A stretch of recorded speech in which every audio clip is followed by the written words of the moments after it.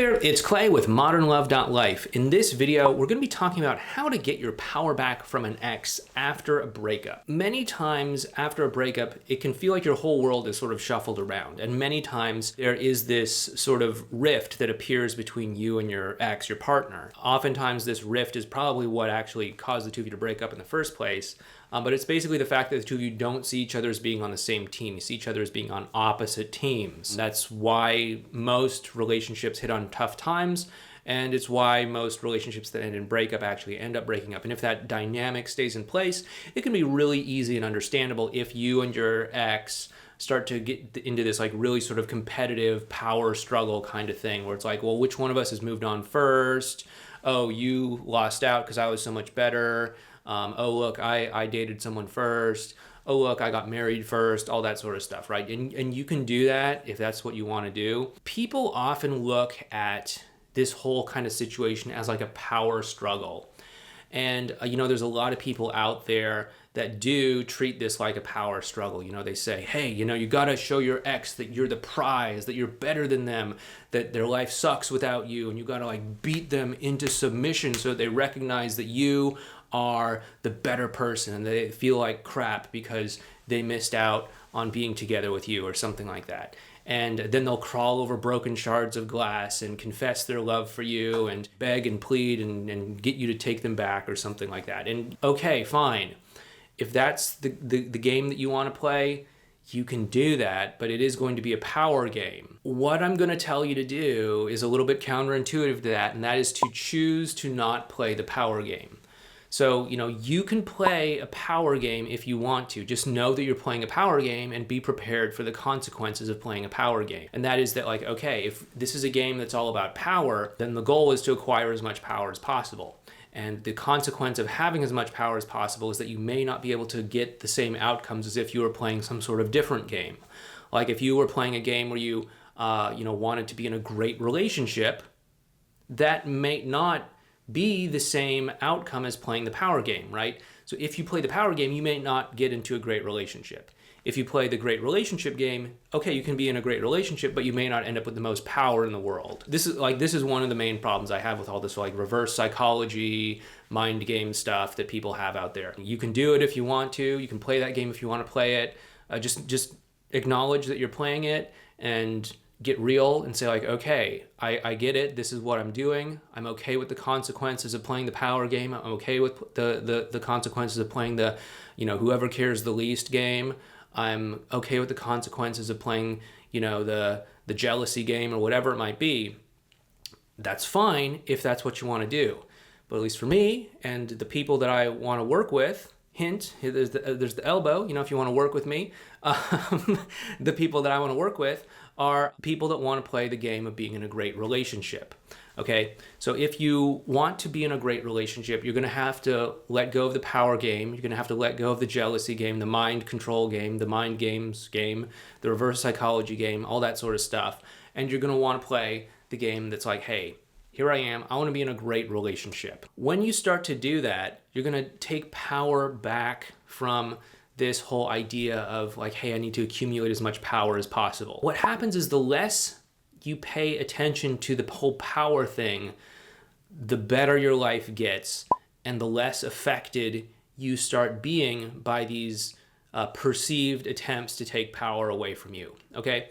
So when you start investing less in who has more power, who looks like they're moving on faster, who looks like they got the better deal out of this or whatever, and instead you just focus on living your own best life, you're going to come across as a lot more powerful, ironically enough.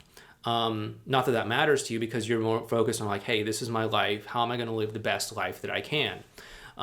What's most important to me? Is it like, embodying certain qualities? Is it being loving? Is it starting some sort of kick-ass business? Is it getting this under control? Is it buying a house? Is it moving to a certain part of the world? Is it traveling around the world? Is it like whatever it might be? I don't know. Start living into your values and doing what's most important to you and stop investing so much in, am I losing power? Am I gaining power? And all that stuff. Like that is like super insecure behavior, okay?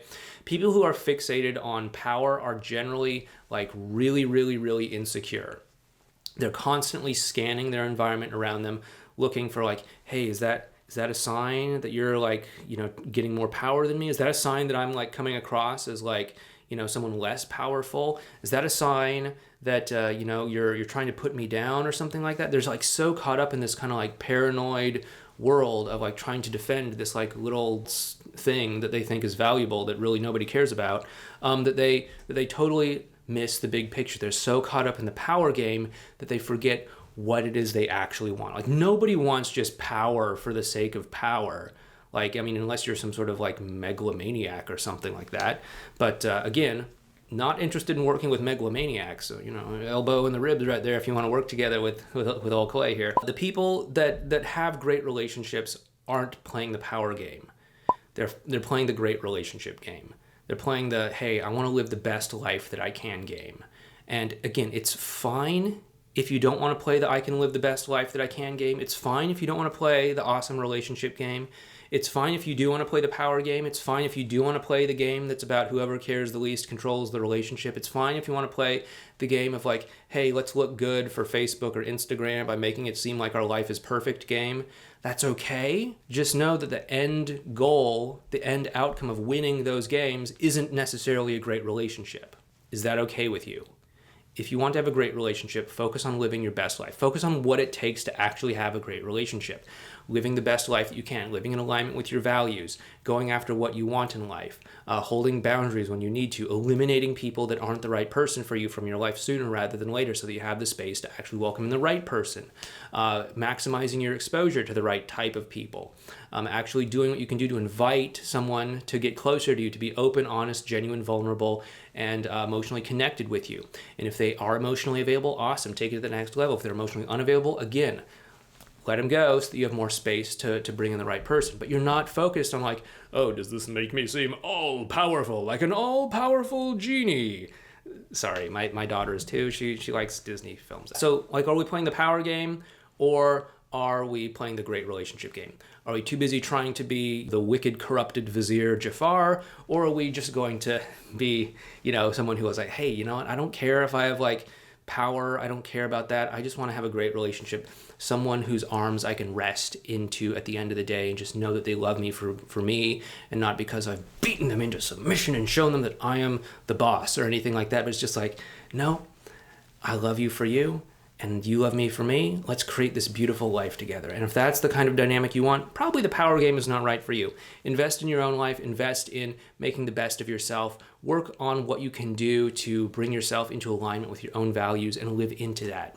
By the way, if you like these videos that I do, please make sure you hit that thumbs up button for the YouTube algorithm. It does help us out a lot. It's a free way to support the channel. Again, genuinely powerful people are out there living their best lives. They're not out there living this sort of insecure, neurotic kind of thing where they're constantly like looking out for threats and danger. They're just living their best life and they're doing things that are important to them. They're doing things that are important to them and they're letting the cards fall however they may and just being like, you know what? If you want to see me as powerful, cool. If you want to see me as weak, whatever. I don't care what you think about me. My life is about this. I'm going for this. Either, come with me or get out of the way. And that's really all that you got to do. And that's how you win this game of having a great life. And that's how you win this game of having a great relationship. You say, hey, I want to have a relationship that looks like this. This is where I'm going. This is what I'm all about. Do you want to come with me on this journey and be my partner? If so, awesome. If not, get out of the way and make room for someone who might be the right person for this. Anyway, if you do want some help with, making sure that you are emotionally prepared for the best relationship that you can, if you want to be able to work through some of the issues from your breakup, I would recommend you check out our course called Emotional Freedom. You can find that right down in the description box below or at modernlove.life/EF.